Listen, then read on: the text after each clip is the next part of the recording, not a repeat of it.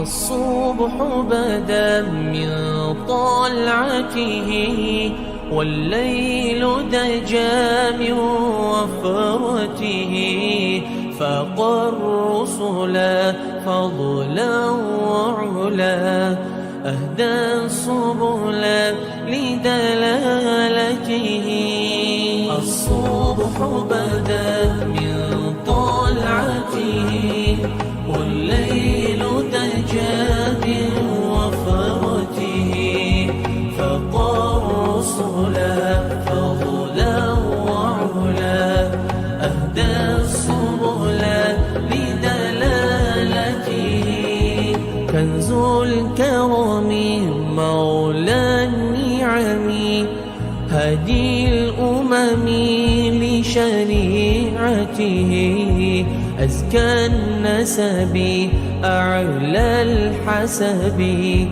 كل العرب في خدمته كل العرب في خدمته الصبح بدا من طلعته والليل دجى من وفرته فاق الرسل فضلا وعلا أهدى السبل لدلالته سعتي الشجر نطق الحجر شق القمر بإشارته جبريل أتى ليلة أسرى والرب دعا لحضرته والرب دعا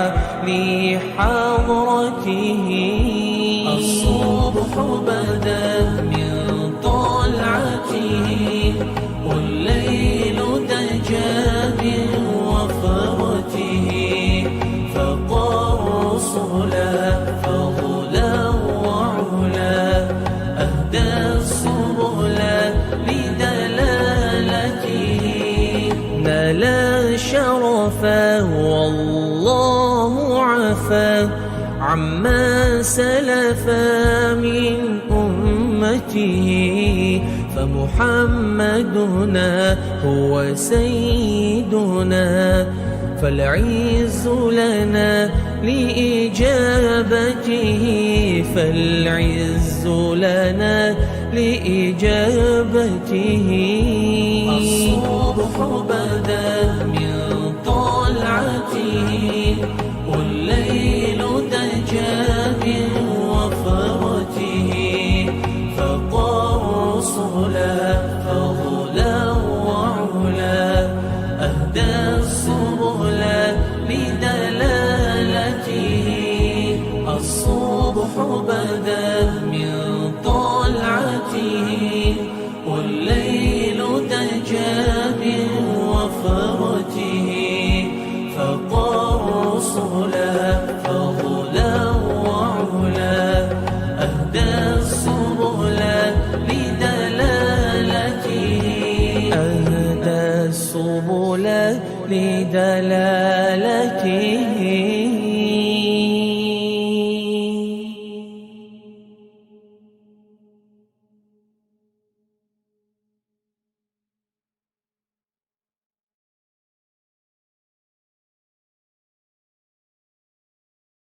محمد وعلى آله وأصحابه أجمعين.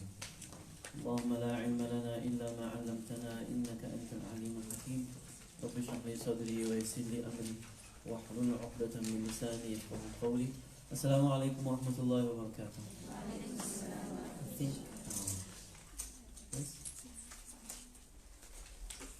Alhamdulillah, thumma alhamdulillah, we thank Allah subhanahu wa ta'ala for once again enabling us to meet here.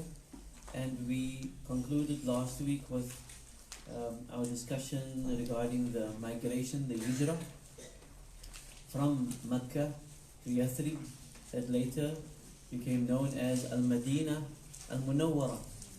And the Rasul sallallahu alaihi wasallam met up with other companions in Quba around the 8th of Rabi'ul Awwal, the start of the 14th year of the mission, 14th year of prophethood. And he remained there for 4 days in Quba. That's the 8th, 9th, 10th, 11th. And then the morning of the 12th, which was a Friday morning, he then set off for Yathrib. And he was accompanied by members of Banu Najjar. Banu Najjar is the clan of Medina that his great-grandmother was from. Abdul Muttalib's mother, her name was Salma. She was from the clan of Najjar in Medina.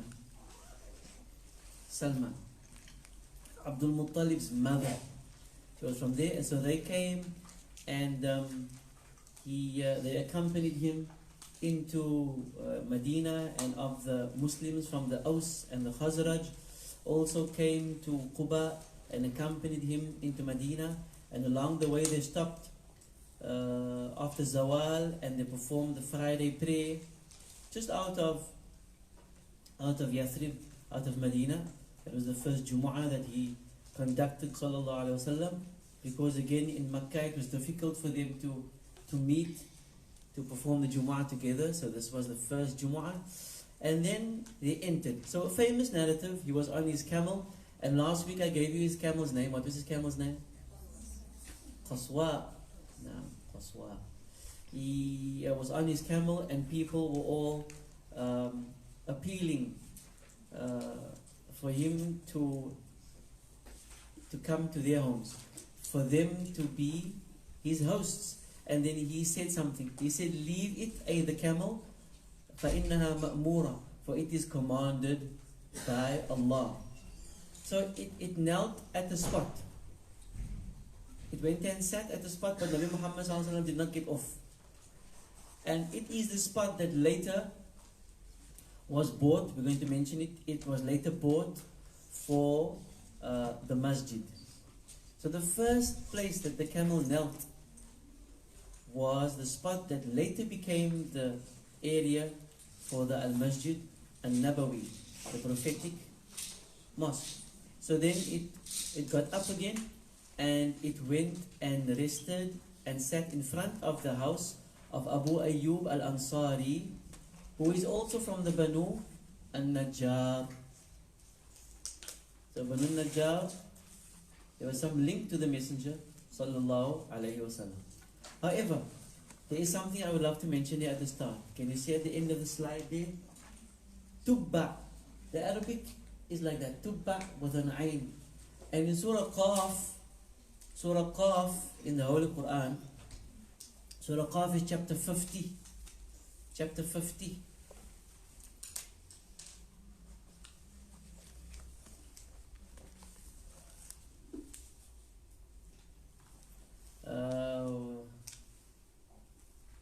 Just after verse number 10.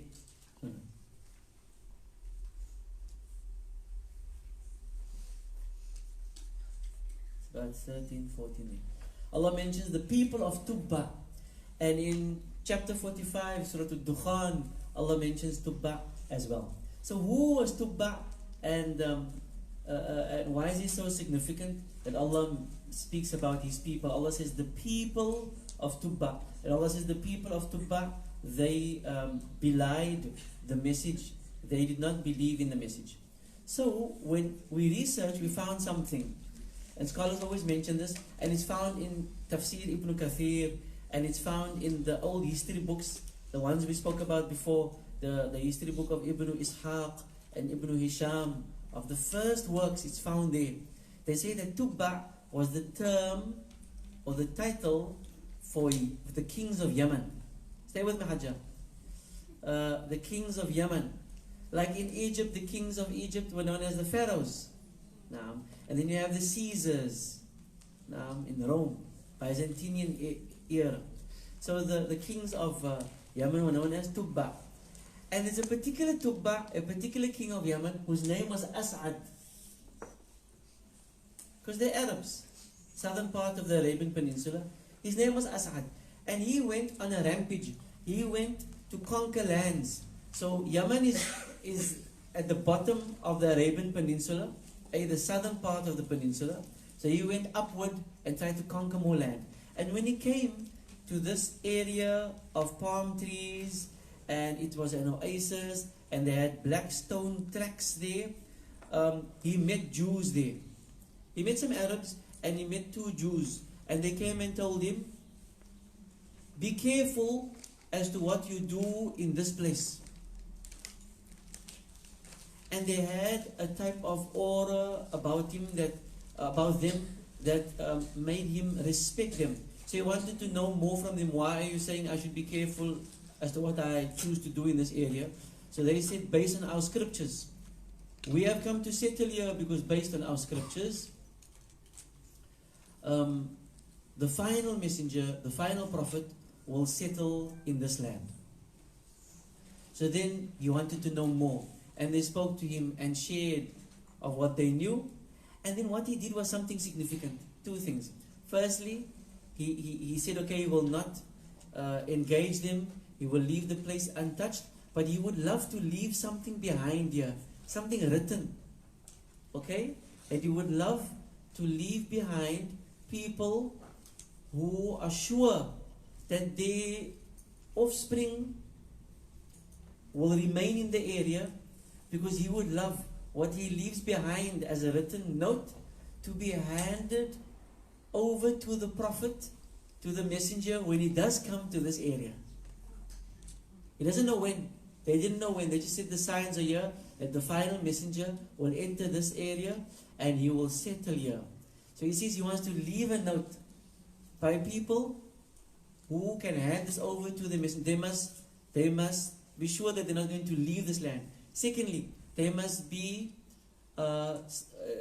responsible enough to hand this message over to their offspring in the event that they find themselves on the last of their lives and realize that they themselves will not meet this messenger. They must hand it on to their children, and so on and so forth, until it's handed over to the messenger. Okay? So that's what he did. He found people of the clan who decided they were to settle there, they will never move from Yathrib. Okay? And that clan was the clan of Banu Najjar. Okay?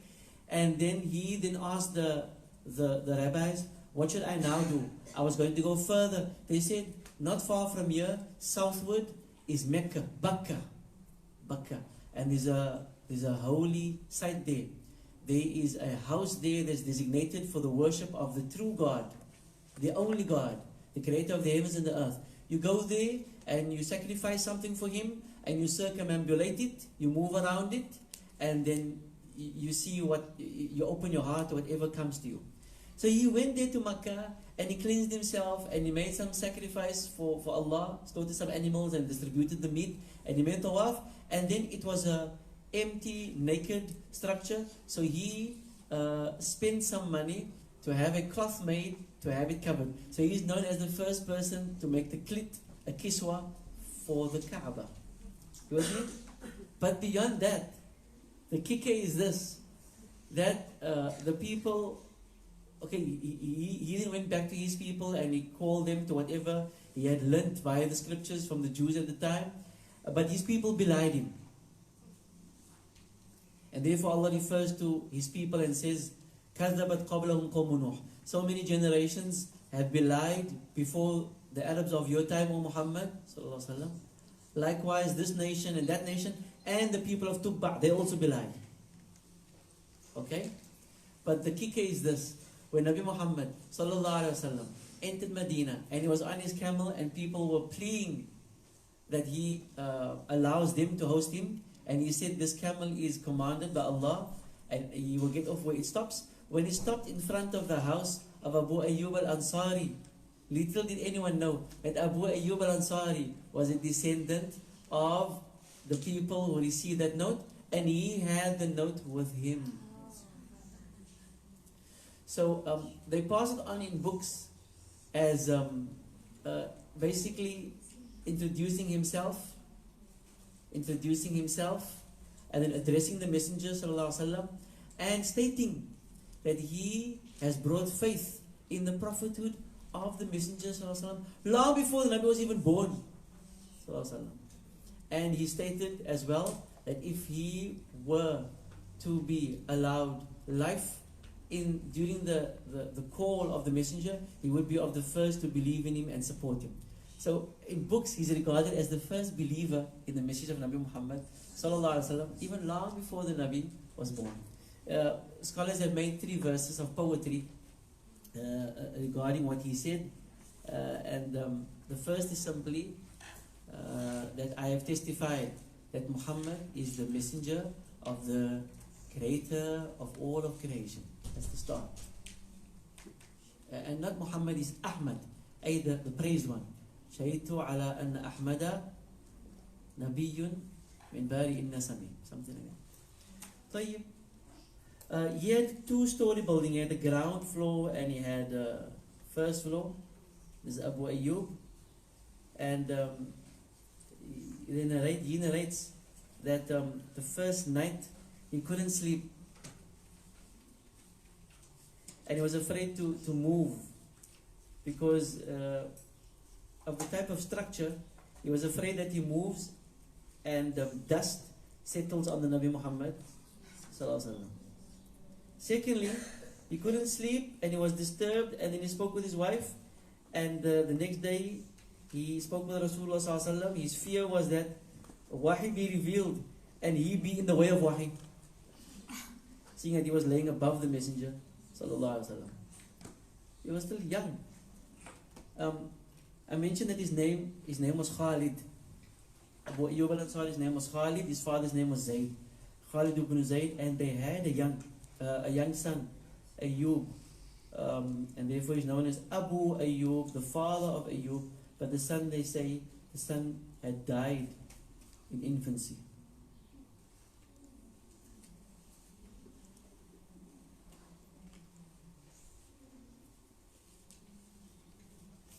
Okay.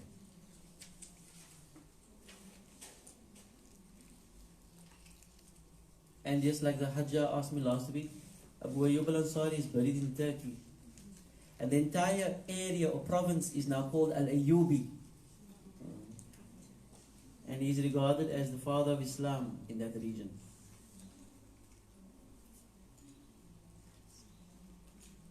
Constantinople it was known as then. Constantinople.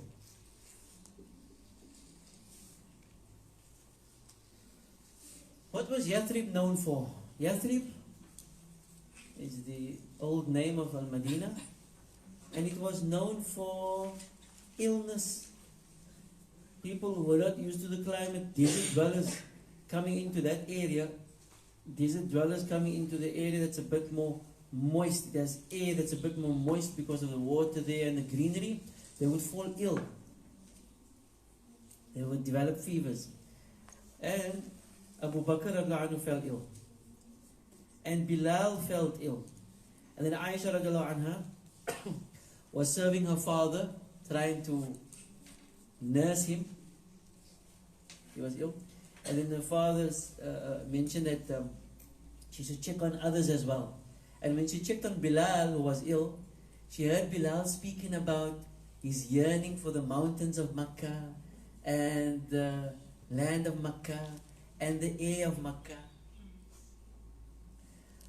So she mentioned this to the Nabi Muhammad sallallahu alaihi wasallam, and the Nabi Muhammad sallallahu alaihi wasallam made a dua that Allah must remove the fever from that city, and He must bless all its produce, no matter what its amount.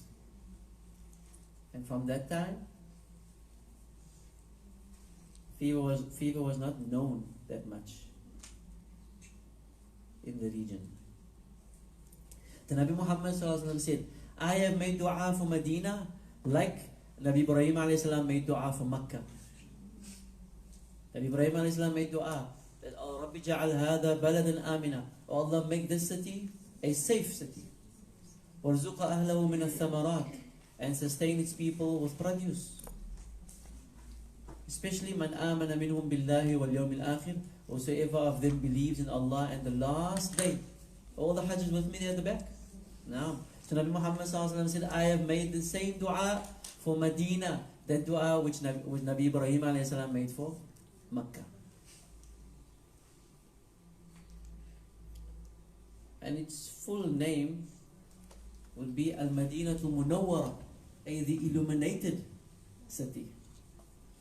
And it was illuminated by his presence there, sallallahu alayhi wa sallam.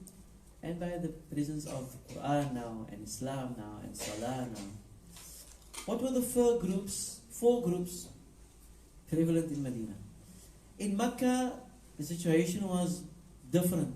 In Makkah, it was them, the new Muslims, against the polytheists, the Quraysh, the Mushrikun. However, in Medina, it was different. In Medina, it was them now, the believers, and the believers were the hosts, and the believers became, in a sense, they became the majority in Medina. They got rule. Things changed in Medina. So the believers were there, and then there were still those who disbelieved. And they were allowed their space. They were called to Islam, and if they did not accept, they were then addressed as far as their working relationship will be, as far as the interaction, what that would be. But becoming there, inshallah. Then we also have hypocrites. Now in Makkah, would you think that people would align themselves with Rasulullah sallallahu alaihi wasallam in Makkah and be hypocritical about it? Just think about this. Would you think that would have happened in Makkah? People who aligned themselves with Nabi Muhammad sallallahu alaihi wasallam and accepted Islam knew that they were opening the door towards tyranny and oppression and negativity from their own people. They would be cut off, they would be taunted, they would be slandered, they would be tortured, etc. So only a fool,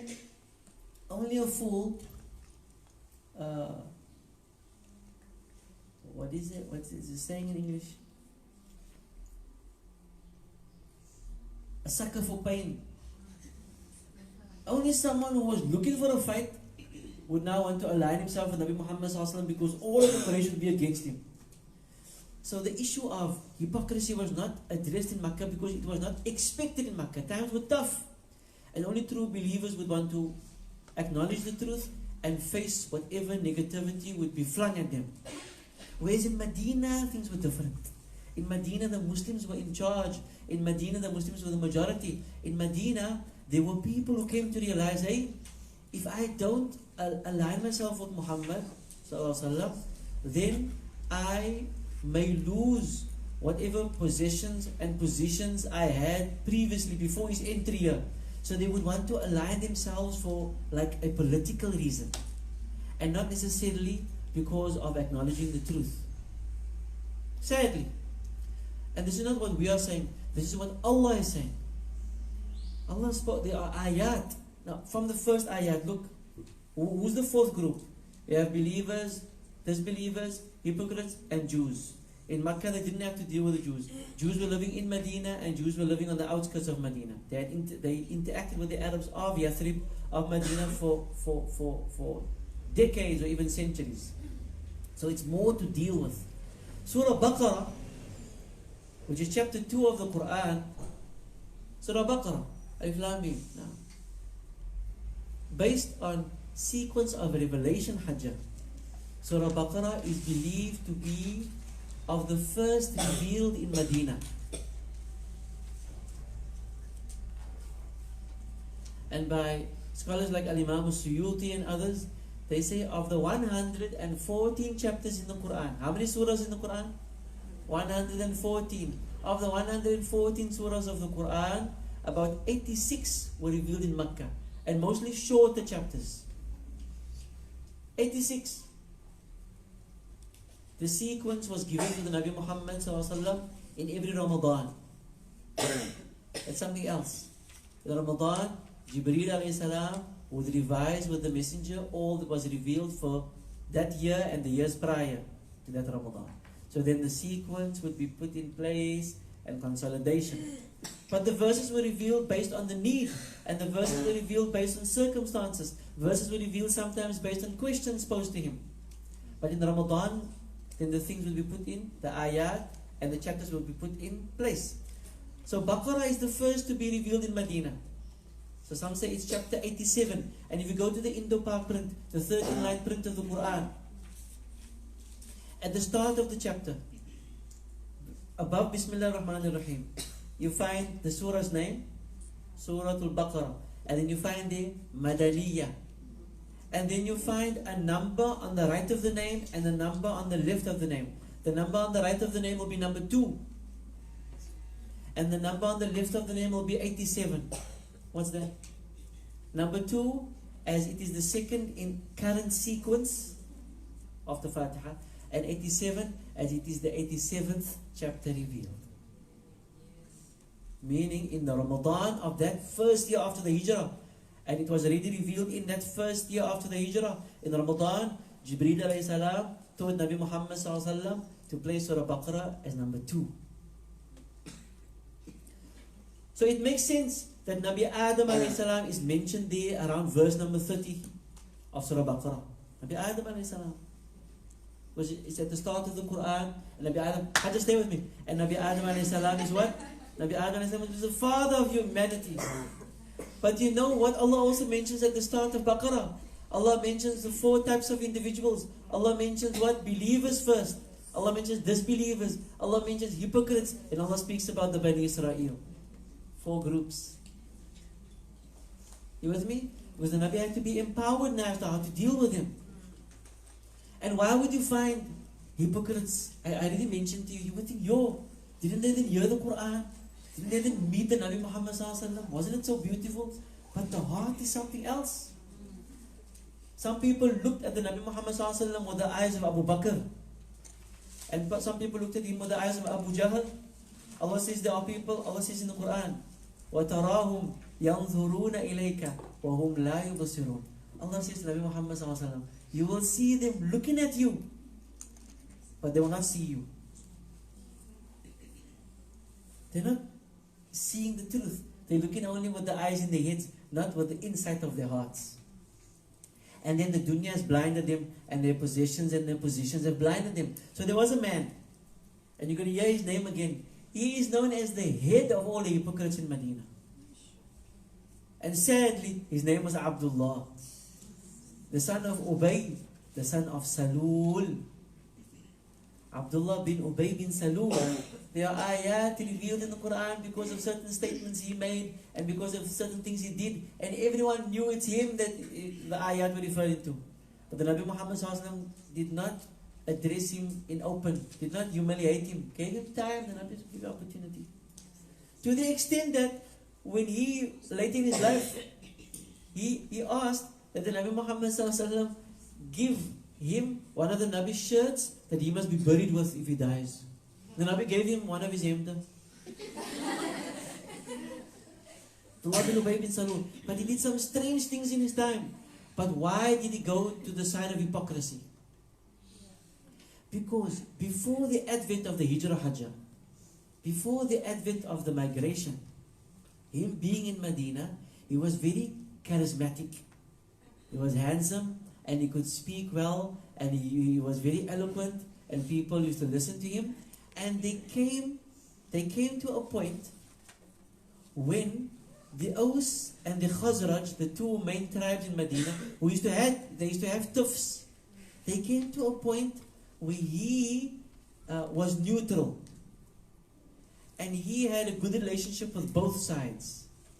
And they came to a point when they were speaking, and it came to his ear, they were speaking about electing him as like a type of governor or chief or king of Yathrib, unifying the 2 tribes.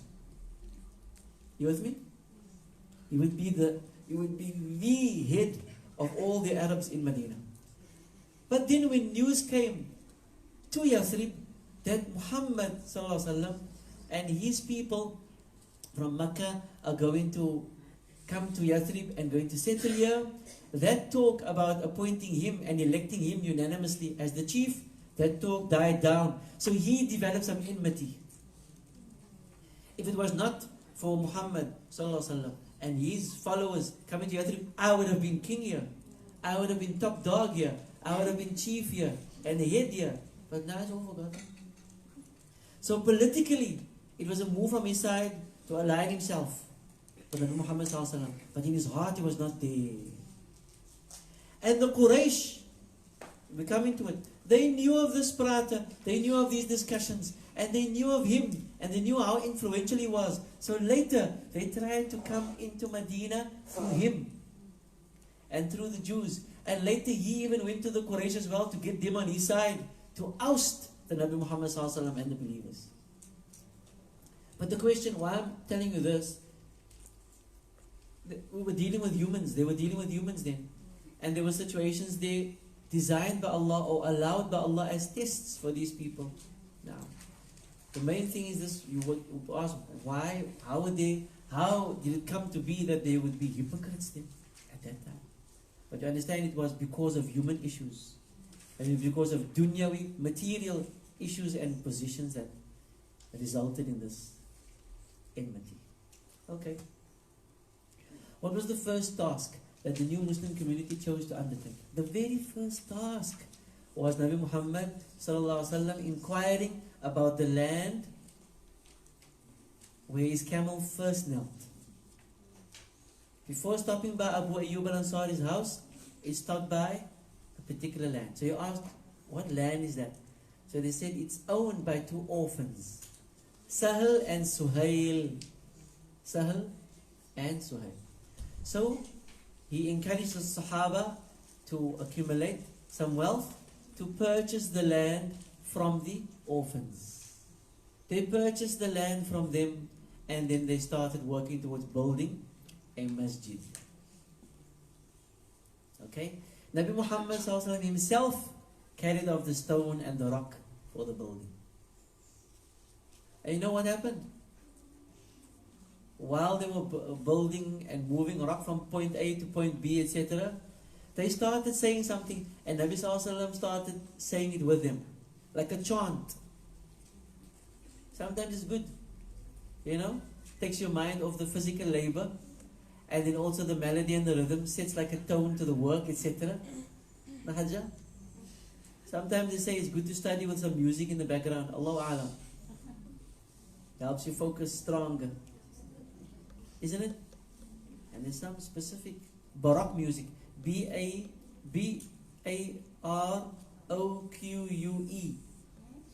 B-A-R-O-Q-U-E. Baroque. They say it plays at a particular frequency. It activates some dormant cells in your brain. If you play it in the background, it helps you focus. I don't know, we must see for some Pacha manna wat op dieselfde frequency Pacha, of nasheed performers op dieselfde frequency as an alternative. Maybe you can study that for me. So where we are, so they started chanting, Allahumma la aisha illa aishul akhirah, farham al-ansara wal-muhajira. I'll give it to the Arabic students. But it means this, oh Allah, there is no life but that of the akhirah. Have mercy on the helpers and the migrants. They chanted this over and over whilst they worked. Can you imagine? And picturing him, he empowered them by his presence there, working back and forth and sweating and knocking off the rock and carrying it from point A to point B, and then helping with the building of the masjid. There's one Sahabi who was a trustworthy Sahabi, but people have difference of opinion regarding his name.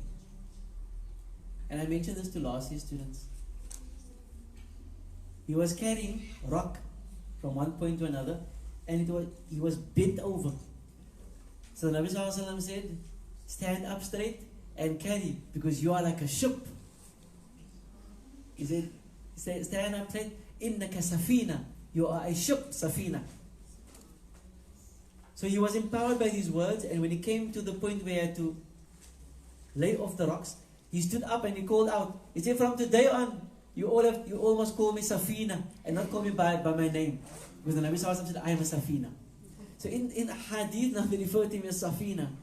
And some unique narration regarding him in our books of history, Siyar, they said after Nabi Sallallahu Alaihi Wasallam passed away and Islam had spread, and he ended up in a group that would travel on sea over to Africa. Safina was on a Safina. Right? They got caught in a storm, and they got washed up on one shore. and they had very little provision with them. And then they heard a lion's roar for the first time in their lives because they were from the desert. And they heard this lion's roar, and many of them retracted. But he went forward. Safina. He went forward, and when he came face to face with the lion, he said, Assalamu alaikum. In our books regarding him under his biography. And then he said, I am a companion of the messenger of Allah, Muhammad sallallahu alaihi wasallam. And we come to you in peace. Show us where there is drinkable water. Because they were by the ocean. So the lion roared again, and the lion turned around and he told his man, Kom, ons follow die ding. And he followed the thing, and it came to a spring and a fountain of water. And then he said, because this animal guided us to the water, as long as we are to stay here, we will not eat from any of these animals. We eat fruit and nuts, whatever else we can find. So they stayed there until they were rescued. So there's opinions regarding his name. Some say his name was Khalid, some say his name was Amr, some say, but because he became only known as Safina after this, he's known as the Sahabi, known as Safina. But he was of those who helped there. What were some of the features of the masjid? It was square in form. Square. And if you go now to the Haram al-Nabawi, may we all go again, and those who have not gone, may you go. And may Allah make it easy for the ladies there, because they have their own separate entry there in Medina. So it's tough for the ladies sometimes. But you easily note the original size of the masjid. The original size of the masjid is where you have the pinkish color pillars, pinkish brown, all the front section there. Not with the other grander looking pillars. That's covered in marble and the air cons and stuff. Built-in air cons. No, the front section. The original size. It was square. Other thing, we also know that the Qibla was in the direction of Jerusalem. So they were aligned in that manner. Okay? So it is northward. And Makkah is southward. They were their backs to Makkah. When they're facing what? Facing Jerusalem. And then another feature of the masjid, there were rooms that they built, small rooms attached to the masjid on the left flank. And these were for Nabi Muhammad sallallahu and his families. And then another unique feature, which is still there, and people vie to get there. I don't know if the ladies have access to it. Is the sufa, the raised platform. And the raised platform was allocated in the masjid for Muslims who did not have any family there with them, or did not have any home of their own. They were from desert Bedouins who accepted Islam and wanted to be with the Rasul sallallahu, but they had no means with them for the place. And so this was provisional. It wasn't permanent residence. It was there until they could find place. It was there until they could find work. And the Nabi would give them food. Other Sahaba would also share food with them. But it was there like an interim space for them. Yes, you wanted to say something?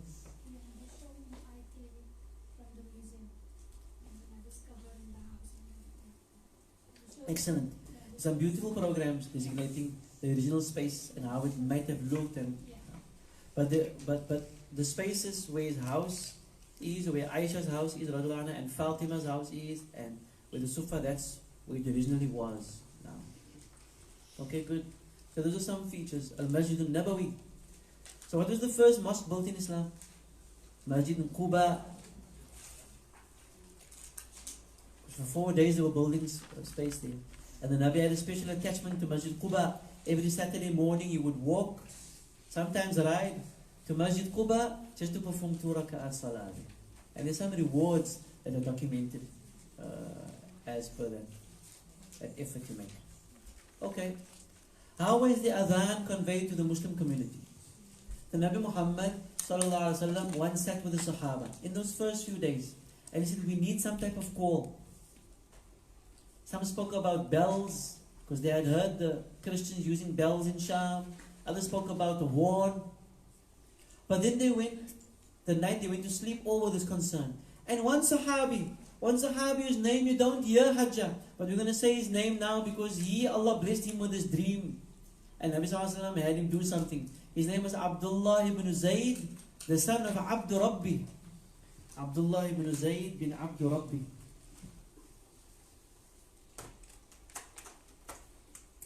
So Abdullah is easy to write.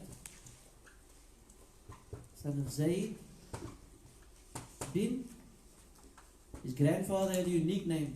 His grandfather's name was Abdi Rabbi. But if you take without the bin, it's Abdu. But now it's mudafun ilayh to the bin. So Abdi Rabbi. This means the slave of his Lord. No matter who his Lord is, the name is the same. So he had a dream. And Allah endowed him with the ability to remember the dream and all the words of the dream. He said he had a dream of someone standing and calling out these words. Allahu Akbar, Allahu Akbar. Allahu Akbar, Allahu Akbar. Ashhadu an la ilaha illallah. Ashhadu an la ilaha illallah. So when he got up the morning, it was vivid, clear in his mind. And he remembered, and he went to Nabi Muhammad sallallahu alaihi wasallam, and he conveyed the dream to him. And the Nabi sallallahu alaihi wasallam said, beautiful, that is our call. And then he summoned Bilal. The Nabi summoned Bilal and told Abdullah ibn Zayd bin Abdul Rabbi, stand next to Bilal and guide him. Why? Because huwa anda minka sawtan. He has a more fresh voice than you. The Nabi told him that Bilal has a more fresh voice than you. Convey it to him.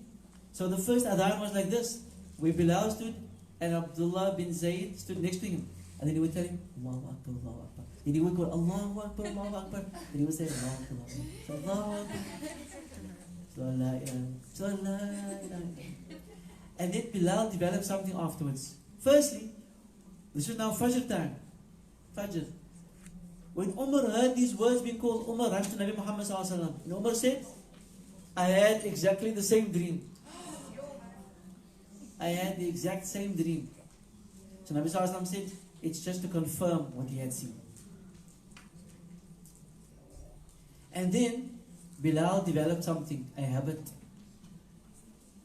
Later, but it's nothing to do with this. It made it tough for him afterwards. It made it tough for Bilal afterwards to stay in Medina. When Nabi sallallahu alaihi wasallam passed away, it was tough for Bilal to stay in Medina. Why? Because he developed a habit. Whenever he came to the phrase, Ashhadu anna Muhammadan Rasulullah sallallahu alaihi wasallam, in the adhan, he would look out where Nabi sallallahu alaihi wasallam was sitting and he would look at him when he says this. So it was tough for him after Nabi sallallahu alaihi wasallam passed away to make the adhan. Because when he used to come to that phrase, he would break down. So he left, this is not Bilal, he left for Abyssinia. He left Medina. He went to stay in Abyssinia. And Abu Sa'id used to have it. And after a few months, he dreamt of the Nabi Muhammad sallallahu alaihi wasallam. Bilal left Medina because he couldn't handle the Nabi sallallahu alaihi wasallam's absence there. So he's in Abyssinia. He's there for a few months. He dreams of the Rasul, and the Rasul says to him, in Arabic it's beautiful. He says, Ma hadha jafa ya Bilal. What is this harshness, O Bilal? Why did you come visit me? So the next morning, Fajr, he packed up and he left for Medina. So he comes to Medina and he goes to the masjid and he makes salah and he goes to the qabr and he's crying. And Umar sees him and Umar says, Dhuhr khajay bang. You want to make adhan? And Bilal says, I can't make adhan. I can't. I won't be able to hand manage it. So Umar thinks now, who can he speak with? So he goes to Hassan and Hussein.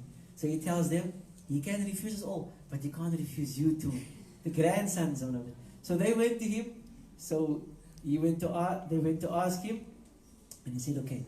Dhuhr, people came out crying. I wanted to say chunky. People came out crying. And they say that Medina never saw so many people crying as much besides at the time when Nabi Muhammad ﷺ had passed away. You understand? They never cried.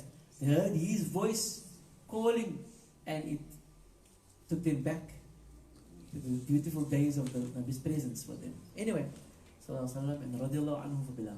The masjid was much more than just for congregational prayers.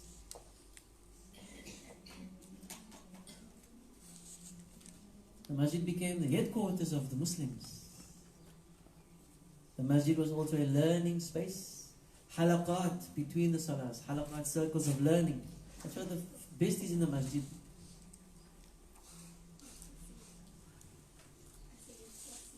Still see it now in Masjid Nabawi, in the Haram of Makkah too. Now, those who have not gone, when you go and see. And then assembly places, when you wanted to align them, when you wanted to address them. So headquarters to discuss things and issues. And assembly when you wanted to address them and set things straight and plan ahead, etc. How did the Prophet ﷺ cement ties between the Muslims in Medina? He formed a brotherhood between the helpers and the immigrants. A brotherhood. There were about 90 of them that gathered near the house of Anas. Firstly, Anas is something else. Anas's mother's kunya was Sulaym. Sulaym came to Nabi Muhammad ﷺ. Check for me if you can find her name. Her kunya was Sulaym. She was a very intelligent woman and a unique woman. Sulaym. She was a widow. Later she married Talha. But she had a son, Anas. So in the first few days of the Nabi stay in Medina, she comes to him and says, everyone is bringing you gifts, Ya Rasulullah. I have nothing valuable to give you but my son. I'm giving you my son. He must serve you from sunrise to sunset every day. And he must learn from you as much as he can. He was 10 years old at the time. So for those 10 years of the Nabi Sallallahu Alaihi Wasallam stay in Medina, Anas was by him every day. And on some excursions, Anas was both, or some excursions because he was too young in the beginning, he had to stay behind. But unique space. She, Sulaym, had Anas and other young sisters in Medina. She had them gather of Nabi Muhammad Sallallahu Alaihi Wasallam sweat. Because he would lay in the afternoon on a leather mat. So some of his droplets would accumulate on them. So she would have them with small glass containers, scoop it up. And Nabi Sallallahu Alaihi Wasallam caught them one day. What are you doing? He said, no, Sulaym said we must do this. And when you asked her one day why you have them do this, she said, it's for barakah for our children. And I add it to our perfumes that we have, and it becomes of the best perfumes in Medina. She did other things as Sulaym. So anyway, they gathered there by their house. Did you hear of that Sahabi who went on an expedition, and then in his absence, his one child passed away, and then he comes back, and then his wife doesn't tell him that the child passed away. She makes him a good meal, and they spend time together. And after, she asks him, "What do you say about people who lent something to someone, and afterwards they ask their possession back? Can the people who borrowed it from them, can they refuse?" So he said, "No, it's theirs." So he says, so she said, "Now seek reward for your son, because Allah took your son back." It was her.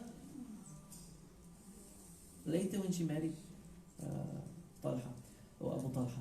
So when he informed Nabi Sallallahu Alaihi Wasallam the next day of what she did, Nabi made dua for barakah in their night. And they had children. Anyway, Anas was the elder. Anas was from previous marriage. So they gathered there, and Nabi Sallallahu Alaihi Wasallam formed a brotherhood between the migrants.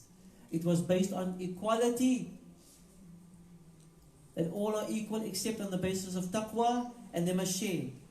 They must share whatever they can. Those of Medina must share with those who came from Makkah and give them some stability as a start.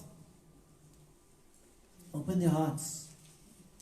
To the extent that the Nabi Sallallahu Alaihi Wasallam said, if you form a brotherhood between you and another Sahabi, and one of you passes on, then the other can inherit from the first. It was for about a year, because in the second year the ayat of inheritance were revealed. But imagine the bond. The brotherhood created a spirit of selflessness. Imagine how people, like here now, we're living in South Africa, we also, our grandfathers or great-grandfathers came from other areas, but we feel fully South African to a certain extent. Correct? Nou kom jy ander mense van Zimbabwe of Nigeria of Somalia of die Arabe ook met die rakkings van huis tot huis, and they want to settle here. So we feel a bit possessive over the country. You know? But here, it's Allah's land anyway. Borders were made by men. Borders were made by human beings anyway. And we're also not originally from here. Waar is die Khoisan en die Hottentot? Waar zijn mensen? I don't know. You with me? So now, this year with the Rasul, and they knew the Rasul Sallallahu Alaihi Wasallam was speaking to them via divine guidance, it made them selfless. It's not about this dunya, it's about akhirah. And if I were to give of my possessions to a muhajir, for Allah's sake, I invest in my akhirah. It changed their mindset. From the beginning, they were being trained to focus on the bigger picture and not hang on to this dunya. It was a wise decision that prevented many unnecessary problems from arising. Dunya mustn't be the issue. The issue was now learning about the Quran. The issue was now making salah better together. The issue was protecting ourselves and developing ourselves for any potential external negativities, because Quraysh was still there. So we can't have infights now. We have to be as united as can be. So it helped, this idea of the brotherhood and sisterhood. What did the Prophet do sallallahu alaihi wasallam to establish friendly relations between Muslims and non-Muslims? He had treaties drawn up. Treaties were written up. He dictated, and things were written, and things were presented to the non-Muslims there in Medina, and things were signed. It was filled with clauses. And you'll find of these clauses in the books. What's his name? Sealed Nectar has a whole list there of 10, 12 things that they found record of that were in the clauses that Nabi Sallallahu Alaihi Wasallam had added to the treaties in Medina. Well-being of everyone, no matter what their social standing, no matter what their tribe. Justice and fairness for all. I'll send you these slides, don't worry. And the Nabi Sallallahu Alaihi Wasallam was as if the governor of Yathrib. And they agreed. They agreed. What is the very first thing he said? This is what you must remember. The very first thing that Nabi Muhammad Sallallahu Alaihi Wasallam is reported to have uttered in his public address in Medina. He said, Ayyuhan nas, O people, Afshu salam, spread peace. Very first address. Afshu salam, spread peace. Wa at'imu ta'am, and share food. Wasilul arham, and join ties. And then, especially for the Muslims, وَصَلُّوا بِاللَّيْلِ وَالنَّاسُ نِيَامٌ, and pray at night whilst others are asleep. تَدْخُلُوا الْجَنَّةَ بِسَلَامٍ, you will enter the garden in peace. The companion, many companions narrate this, many narrate this, but there's one significant companion who narrates this. We know him as Abdullah bin Salam radiallahu anhu. He was a Jewish scholar who accepted Islam in those first few days in Medina. A revered, honorable Jewish scholar, rabbi, who heard the Nabi Sallallahu Alaihi Wasallam. He said when he heard people saying, we all have to gather, Muhammad is going to address us, he said, I went not necessarily to hear what he was going to say. I went because I wanted to look at him. I wanted to see his face. And when I saw him, I knew that he did not have the face of a liar. Abdullah bin Salam says. And then he says, I heard him utter these words. And when he spent time with the Nabi Sallallahu Alaihi Wasallam, Abdullah bin Salam, he told the Rasul, I accept your message. You are the messenger of Allah, and Allah is one, etc. But I want you to do something for me. I want you to summon some Jews of Medina and ask them about me. Before you tell them I'm Muslim. Before you tell them I'm following you. And I said, okay. Then after you hear what they say about me, then you tell them I've accepted Islam. Right? So the Nabi invites some Jews and he asks them, what do you say about this gentleman? So they said, no, he's of the best amongst us. He's very knowledgeable, very honest, and loyal, etc., etc. So the Nabi said, what would you say if I told you he accepted Islam? So they changed it. They said, no, he's a crook, man. He's of the worst. And Abdullah bin Salam said, see how they are. And last but in no way least for today, what did the Prophet do to appease the Jews in Medina? He had a treaty drawn up with him as well. It provided full freedom in faith and wealth for Muslims and Jews alike. Call them to Islam. If they don't want to accept Islam, they are free to follow, but we must respect each other. And if a third party were to come and wish harm for us, we must stand together. Part of what they agreed upon. And they signed to this.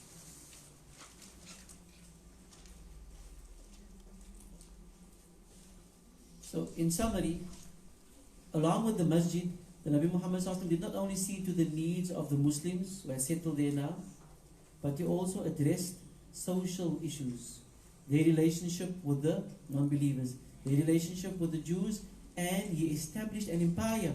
Medina became, this is a few things, don't worry about these slides, but Medina became, he said in the treaty with him, Medina will be regarded as sacred. Everyone will contribute towards defending Medina. And the Jews, even if they don't fight with us, say, no, we have to fight someone in defense. Even if they do not fight with us, they have to support us financially because they're going to benefit. We're going to repel people from Medina and they benefit from the safety of Medina. So, don't worry, look at the last line here. Look at the third last and the last. With this treaty in place, Medina became the capital of Islam, with the Prophet as its president, as its ruler, as its king. Sallallahu Alaihi Wasallam. So you see a complete turnabout, a complete change in situation regarding the Muslims as opposed to how they were in Mecca or they found themselves in Medina. But it came with divine guidance and Nabi Muhammad Muhammad's wisdom as to how to address the situation. To expand the zone of peace and security, the Prophet entered into similar treaties with surrounding Arab tribes, and we'll have to continue from there next week. Insha'Allah. Allah bless. Sallallahu wa sallim wa barik ala Sayyidina Muhammad wa ala alihi wa sahbihi ajma'in. Wa salamun ala al-mursaleen. Walhamdulillahi rabbil alameen. Assalamu alaikum wa rahmatullahi wa barakatuh. La ilaha illallah. La